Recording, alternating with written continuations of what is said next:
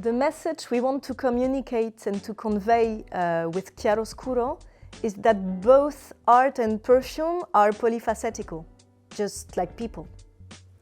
Yes, and also that there is in Meera's universe something quite oniric, and I like to think that our perfume can make people dream. I want to communicate in Chiaroscuro that women are strong and beautiful, such as the sun and moon.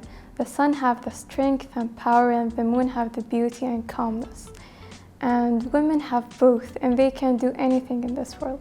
When we first discovered Meera's digital art, what appealed to us is how she represents her social self and her inner self.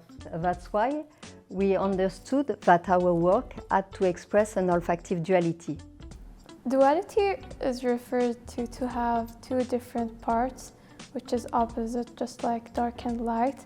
Duality for me is two opposite energies, like strong and then joyful. And Angéline and Soizic has inspired me in this journey by two women working together. Femininity has many facets. It can be playfulness, joy, strength, mystery, introspection. And that's why we decided to play a contrast between light and shadow. I was very lucky to work with not just one, but two amazing perfumers. And I had really a great experience exploring the world of perfumes, and it motivated me to continue on my art journey.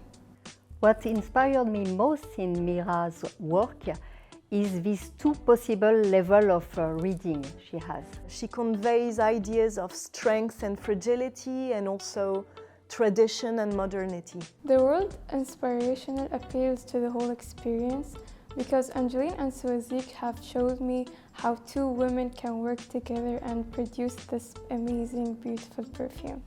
Yes, it was really inspiring to work with Meera because she has strong ideas with a young and oniric spirit.